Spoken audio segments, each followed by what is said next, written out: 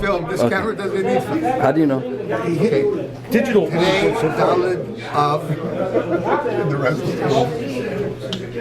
Tavshin Ayin Tes is the 32nd yahrzeit of my great and good father, Zev Ben Pesach. When he passed away in 1987, my late mother and I resolved that we would put up plaques all over the city. And we did it. We put plaques in many different places. And the plaque in Lubavitch Yeshiva that's right here on the wall was arranged by my mother, not by me. I arranged in other places. In St. Agatha I have a plaque. Many places. Square I have a plaque. But Lubavitch Yeshiva was my mother. So she had a meeting with our wonderful, special, extraordinary Oyev Yisrael, the late and great Rabbi Moshe Elia Gerlitzky, who, as everybody knows, it's a report. Oh, yes. We'll edit out this part. We'll edit out this part. This is a long story. It depends on how many interruptions. With interruptions, it could take 20 minutes. Three guzma, half an hour. When one person starts, everybody starts. But anyway, I'm going to try to continue the story anyway, despite. So, my mother came over here and met Rabbi Moshe Elia Gerlitzky. Everybody who remembers him knows that the patrons of Lubavitch Yeshiva that gave donations to Lubavitch Yeshiva will not give it except in the hand of Rabbi Gerlitzky. And so they met over here in this very room, and they were sitting in the empty base of Medrash, right in this room where I'm telling the story. My mother explained all the details to Rabbi Gerlitzky. Rabbi Gerlitzky explained to my mother exactly what the cost involved is. Make it all together. This is right before Rosh Hashanah because it's already Elul time after the Shloshim of my father. And when they finish the business and the check is made and presented, my mother says to Rabbi Gerlitzky, I would like to tell you who was my husband. And she proceeds to tell the following story. In spring 1945, my father was an inmate in the concentration camp Mauthausen in Austria. He came originally from Krakow, Poland, and among the other things, he was a tailor, but he was also an amateur soccer player. If you're pushing the thing, it's not so good. If you're pushing it there. Huh? If you're pushing the thing, it's not so good. It's perfect. It's still good? Okay. Okay, perfect. Okay.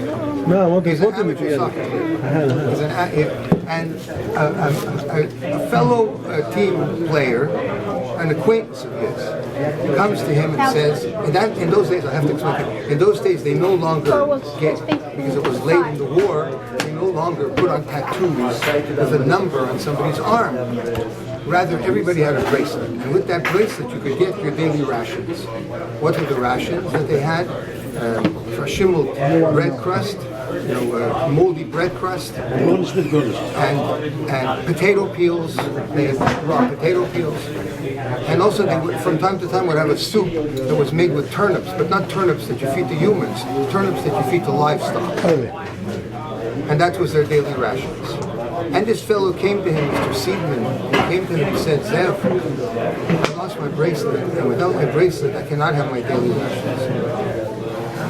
So my father said to him, he wasn't even a friend of his, just an acquaintance. And he said to him, I know you have a brother in the camp. I know you from Krakow because we were in the same team. So I know your family. You have a brother. Go to your brother. Ask your brother. He says, my brother won't help you. He says, you have other family members. You have cousins over here. Go ask your cousins. He says to my father, Zev, my brother won't help me, and my cousins won't help me, and if you don't help me, I'm going to die. So from that day forward, my father split his rations every day. Now the both of them had the great and good fortune that before 2 weeks were over, they were liberated by the Americans.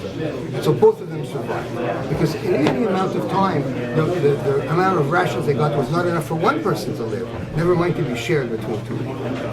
My mother finishes to tell the story in 1957 to Rabbi Gerlitzky, and who should walk in that very door but that man, Mr. Seidman. My mother sees him walking through the door, and she's facing this way. But when the door opens, she turns her head, and she says to Rabbi Galitsky, "Das ist der Mensch, was mein Mann hat ihm gerettet mit dem Leben." He's the man that my father saved his life. My husband saved my husband saved his life.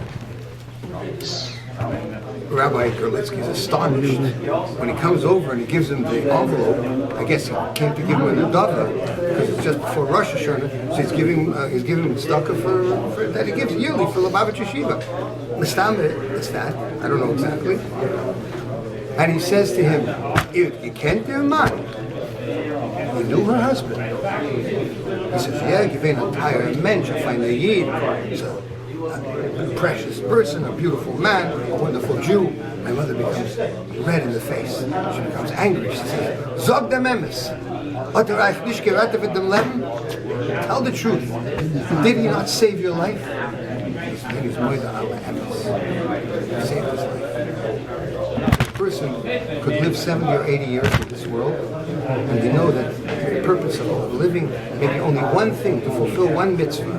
And usually a person doesn't know what that mitzvah is, and therefore every opportunity that a person has to do good, they have to seize the opportunity in order not to lose it. Maybe that's the entire purpose for which they were created. But in the case of my father, you can see that it's clearly fulfilled its purpose to save the life of another Jew. Very nice story. But I thought you could tell the story about the one with your mother bringing the money to Rabbi Galitsky, the same guy back in Europe. But you know every story. But that's the story I thought you can tell with Rabbi Galitsky. That's another story. How is this another story? You like this story or that story, you mean? Well, this one I heard also. Everybody's a rabbi here, so it's But that one I'm actually the minority. Turn the thing off. Here. Why? I'll give it this one. Close It's it. much more fun than the story. It's a good story? Good story? No? Let's hear. Can I go? Are you kidding? I'm driving the rabbi. Oh, you Oh, the other story. What are the other story? Driving, I can fill it up. Chaim. No, don't touch it. What's next? No, I'm driving home. I'm not taking it.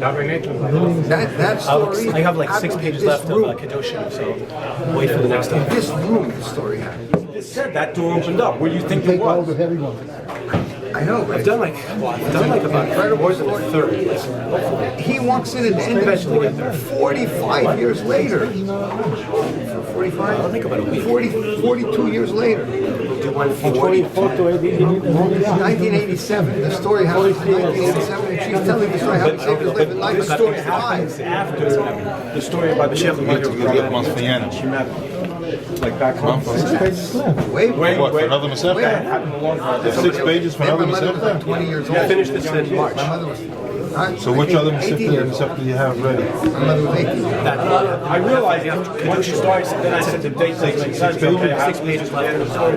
Then I want to start Ketubah because it But makes you know sense. what? You know what?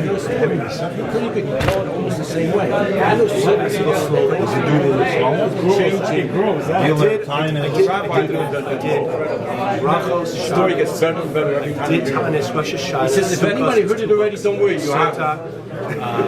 all by yourself? All by yourself? I've done most of them by myself, Anyway, and I have a be chavrusa. happy. We've done Thank 6 you very Gemaras. much. You came by Shabbos. You want to hear a story. Tell the story. I So with the chavrusa, we did Shabbos, brachos, the Yila. Just from once a week? At this Shabbos where I'm on. Yeah, the Russians were just coming to Yeah, but you guys do other things too. I hope that did not record it. That's awesome. That's advice. Rabbi, I'll take you home. Stop.